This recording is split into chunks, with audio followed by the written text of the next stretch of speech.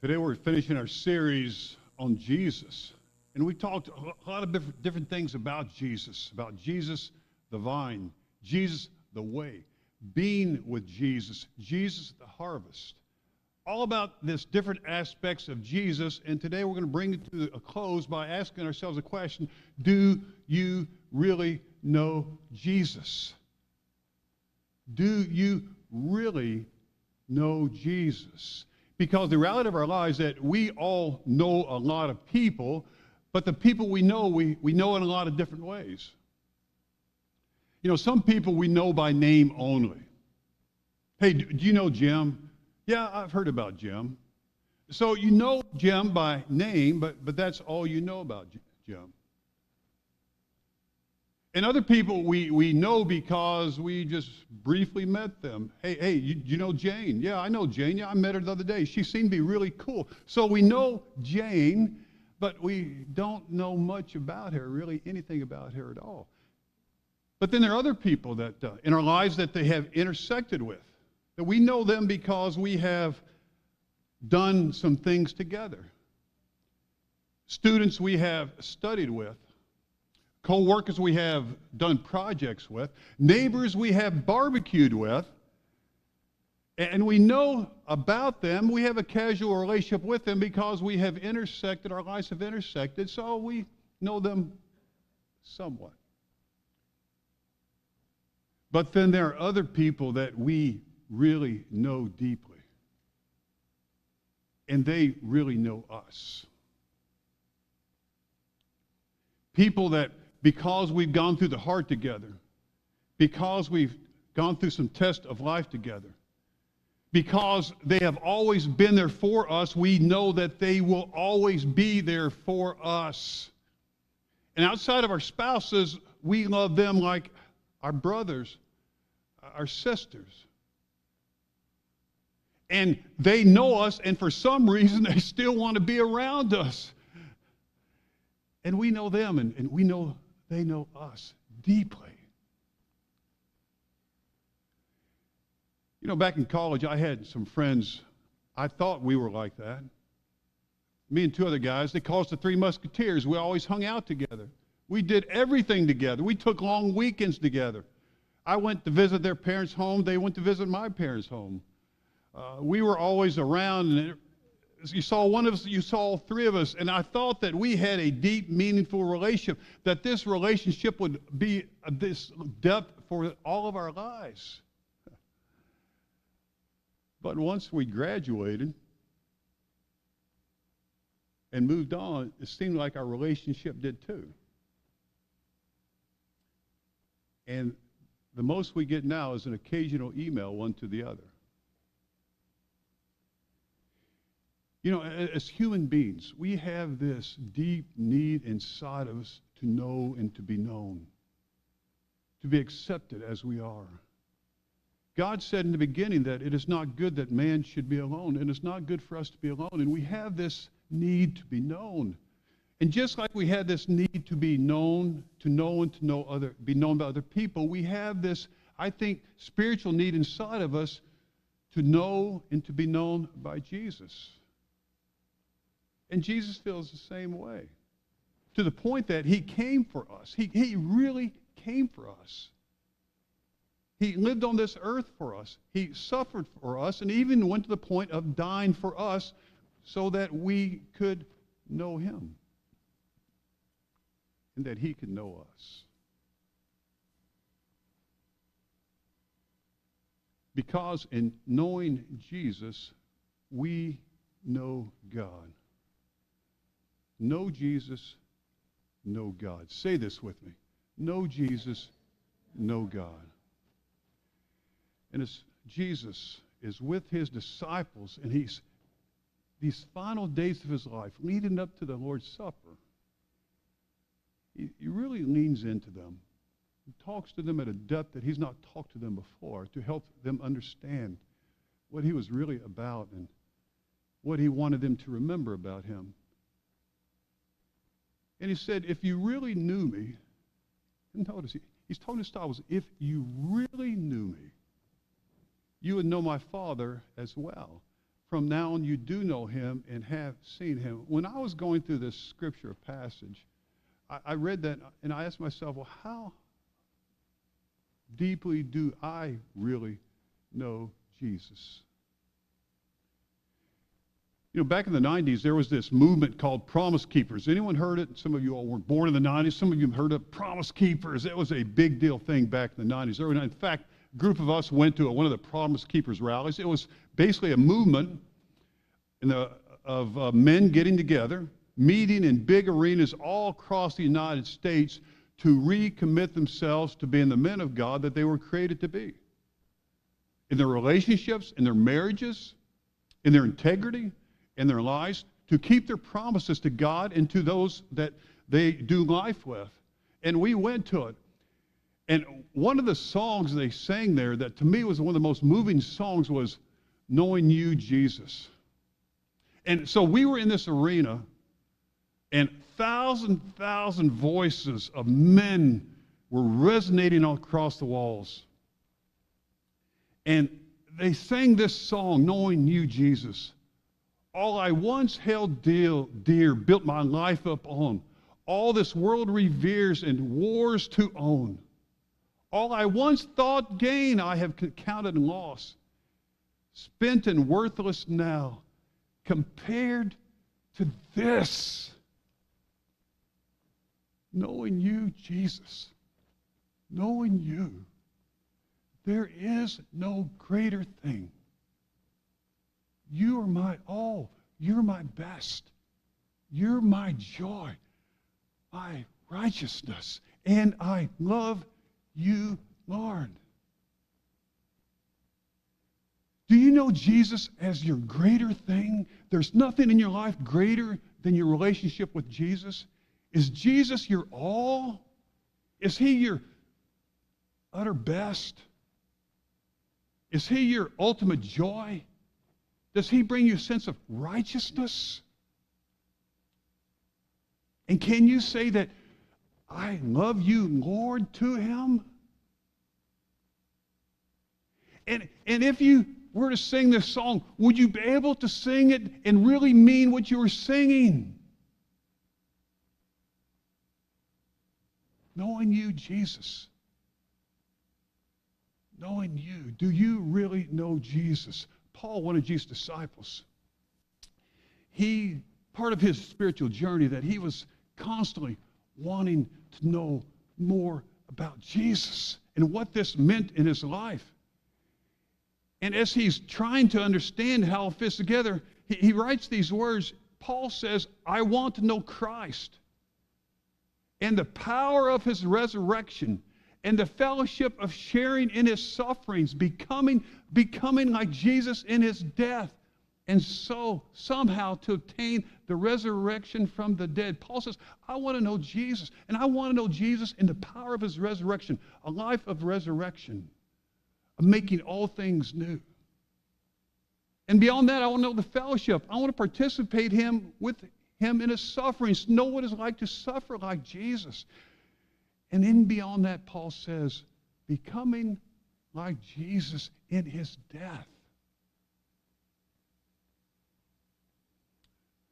Paul wanted to know Jesus. Do you really want to know Jesus? Paul says, and that's what it is to know Jesus, because if you know Jesus to this depth, you know God. So know Jesus, know God. But then we move on. And we find not only in knowing Jesus we know God, but if you see Jesus, you see God. All right, say that with me. See Jesus, see God.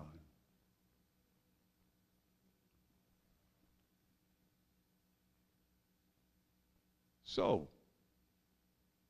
after Jesus challenged them, if you really knew me, Peter pushes back and said, Lord, show us the Father, and that will be enough for us. Jesus answered, don't you know me, Philip? Even after I've been among you for such a long time, anyone who has seen me has seen the Father. How can you say, Philip, even after all this time, show us the Father? Philip says, Jesus, show us God. Jesus says, Philip, I've shown you God. Didn't you see them? How is it possible? How is it possible for these 3 years that Philip and the disciples have been with Jesus, and they could not see and understand that when they were seeing Jesus, they were seeing God? Jesus said, "He that has seen me has seen the Father." And they had missed God, apparently. How is that even possible?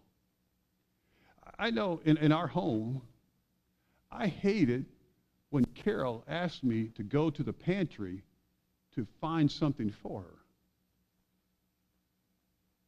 I absolutely hate it. Now, you may have heard that men have selective hearing, but I have selective seeing.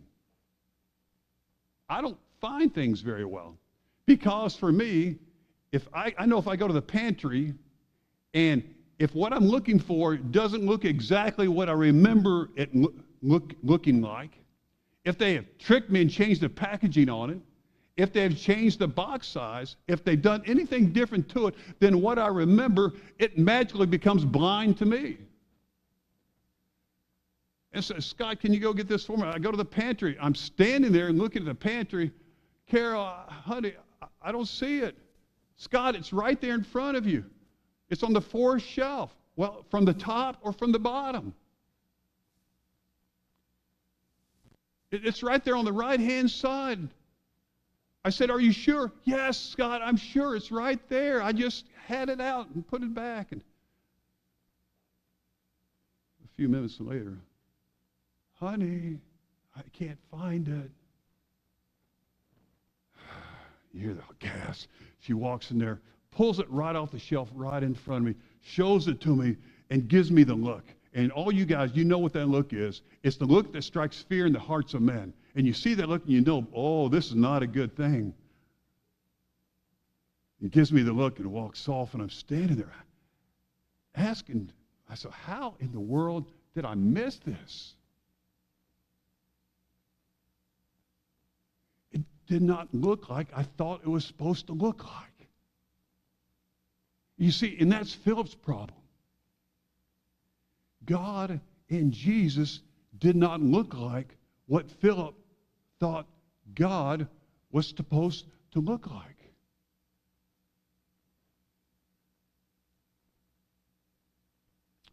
Philip never imagined God would be in the form of a human being. Philip never thought that God would actually be hungry. Philip never thought that God would have a bad night of sleep. Philip never imagined that God could bleed. And Philip never, ever conceived that God could die.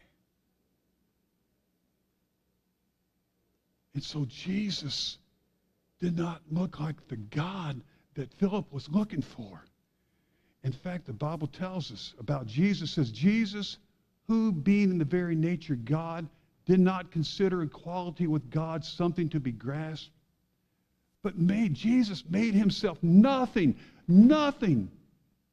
taking the very nature of a servant, being made in human likeness, and being found in appearance as a man, he humbled himself and became obedient to death, even death on a cross. No wonder Philip couldn't see God in Jesus. Jesus didn't look like the God he was looking for. But if we know Jesus, we know God. And if we see Jesus, we see God. But then if we believe in Jesus, we are able to believe in God. Say that with me. Believe in Jesus, believe in God. For Jesus says, don't you believe that I am in the Father and that the Father is in me? The words you say are not just my own. Rather, is the Father living in me is doing his work. Jesus says to Philip and to some, hey, listen, the words I'm saying, can't you hear God behind these words? Can't you sense there's something beyond you that's going on here while I'm with you? You know, we hear a poem And it speaks to the depth of our beings. And we can look at the rhyme of it, we can look at the alliteration, we can look at the meters, we can parse the words, we can try to put it all together. But there's something about this poem that speaks to us, and we can't really put our thumb on it, but we know that it is spoken to us, truth and life in it. And it changes our hearts. And there's something about Jesus' words. As we hear his words, we think to ourselves, if the world just lived like Jesus said it needed to live, wouldn't it be such a different world? But then on a more personal level, if I just lived by Jesus' words, wouldn't I be a different person? And Jesus says, listen to my words. They're not my own. This is God speaking through me, working through me. Hear him. Listen. But then Jesus goes on and says, believe me when I say that I'm in the Father and the Father is in me, or at least believe on the evidence of the miracles themselves. Philip, if you can't believe me and me by what I say, at least believe in me in what I'm able to do.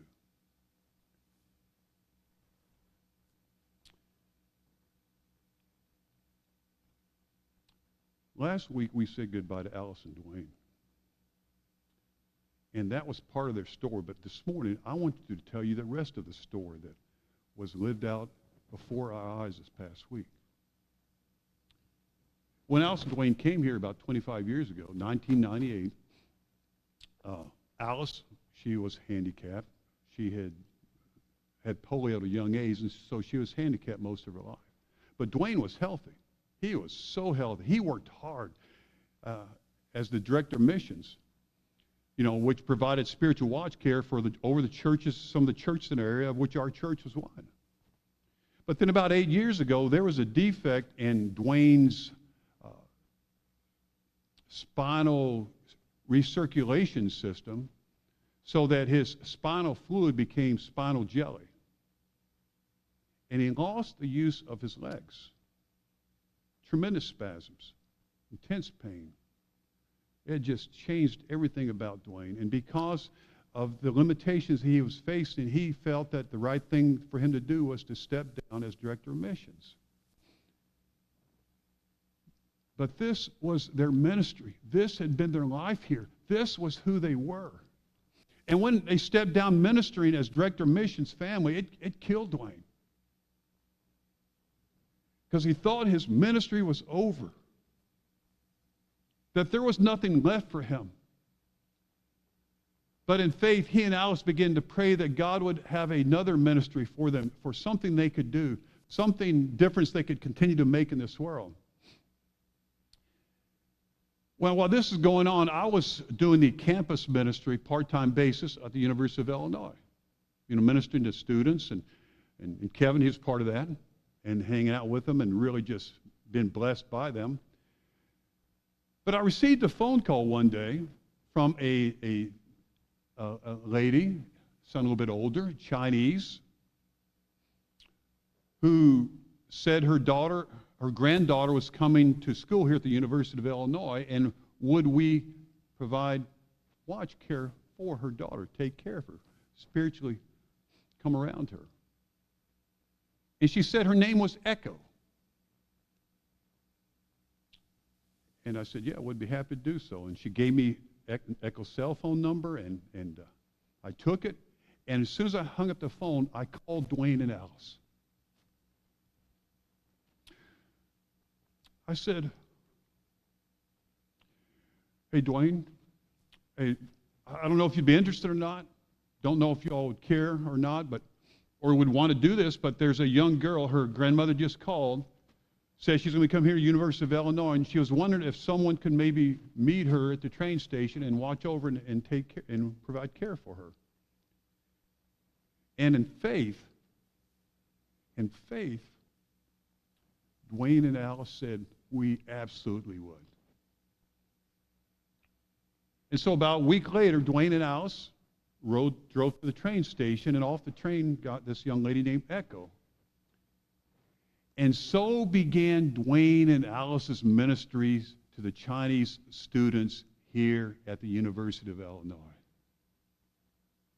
And the ministry grew, and it grew, and it grew. To the point that at one point they had over 60 students come to a Thanksgiving dinner meal they had prepared for them. It just blew up the whole room. But during this time of ministering to the Chinese students, a young lady named Jessica, who was not a believer, gave her life to Jesus and became a Jesus follower. And Dwayne baptized her. Well, and discipled her, and Faith watched over her, and they were like mother and dad to her. Well, Jessica graduated college from here at the university, moved out to California to get a job in Alameda, California, and as she was working there, got involved with a church there in California. Well, the church began to put out a prayer request that the church in Faith was feeling led to begin a ministry at one of the other states, not in California. And Jessica began to pray that maybe the church they would plant would be back here at the University of Illinois.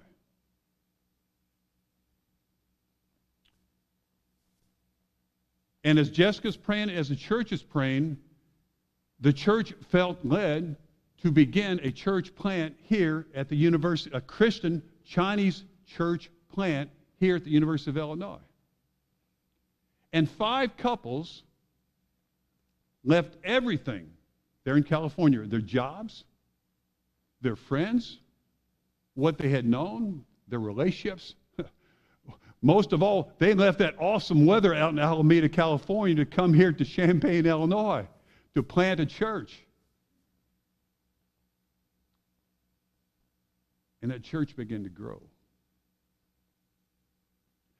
Fast forward till just a week ago Saturday. Dan and I went to Alice and Dwayne, and Dan, you can verify what I'm saying is absolutely true here. But a week ago Saturday, Dan and I went to help Dwayne and Alice load up. And Dwayne and Alice, if you're watching, I'm not going to be too transparent here, but they were not ready to leave. They were not ready to leave. Very little had been packed. And Dwayne and I, we were standing there. I remember we were both shaking our heads and said, this is Saturday. They're supposed to load out a week ago Monday. And we said, there's no way they're going to be ready, able to leave on Monday. And, I mean, you saw their home. You saw what it was like. And we just stood there, and we thought, man, this is overwhelming. There is no way on this planet they're going to be rolling out of here, leaving packed up on Monday. And so we did everything we could do and try to help them get rid of some things they could part with, and packed up what we could. We left that night and all the whole way home. And while we're doing this, I was talking to Dwayne. I said, Dwayne, I'm your friend. All right, I'm your friend. I want you to know I love you, but I hope you can hear this. There's no way I can see that you all will be ready to leave, pack up on Monday. And Dwayne said, well, we've been praying that God would take care of this. And Monday morning came, and God took care of this. Because when we got there that morning, that Monday morning to help them load, young men and women from the Journey Church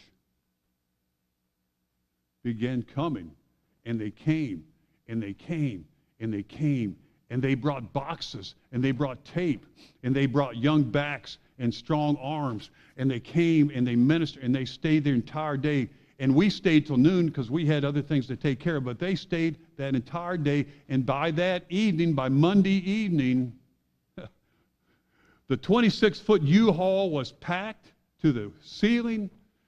The door somehow slid down, and the pickup truck was full, and their minivan was full, and they drove out of town Tuesday to begin their life in Missouri. I call that Miracle Monday. Dwayne and Alice, who in faith was there for a young girl named Echo years ago to meet her at the train station. I asked one of the people at Journey Church how they knew Dwayne and Alice. The young lady said, Jessica. We know Jessica. But because Dwayne and Alice were there for that young girl named Echo,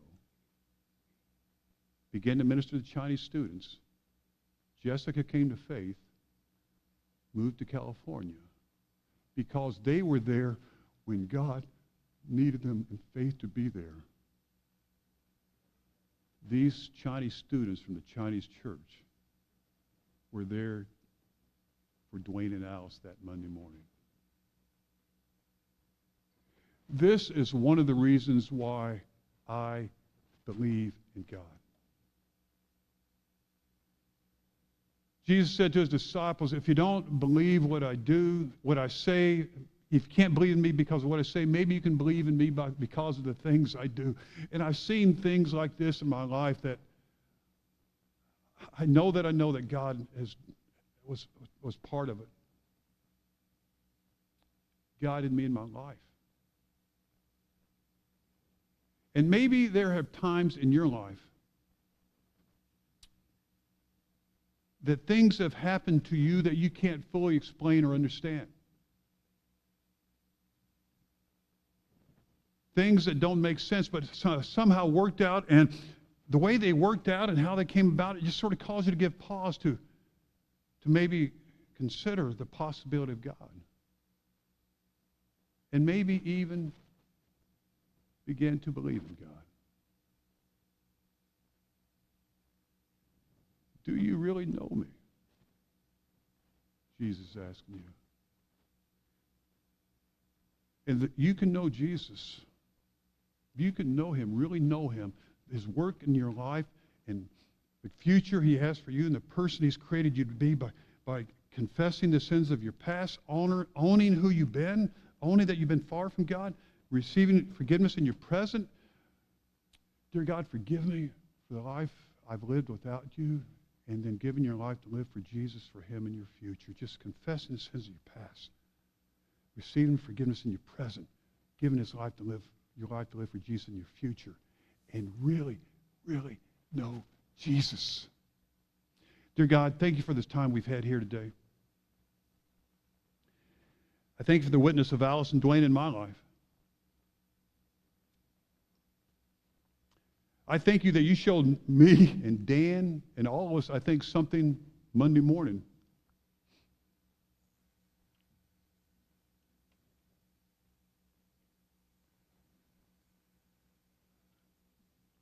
That as we live lives of faith, if we can't even trust in you because of believing you because of things, if you say believe in you because of things that you do, and if we see you, Jesus, we see God, and if we know you, Jesus, we know God. If we believe in you, Jesus, we are able to believe in God and have this relationship we were created to have. We were all created to have relationships, to know and to be known. And you've opened your arms to us and invite us to yourself.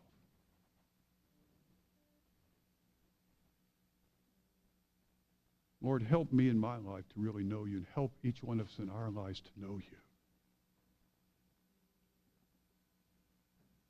And one day experience that moment when you open your arms to us and welcome us home. This is life. This is life. And this is the gift that you've given to us. And in Jesus' name we pray. And as you're able to, as we finish your time together, just stand with me one more time as we finish it with Death Was Arrested. And we're free. We're free.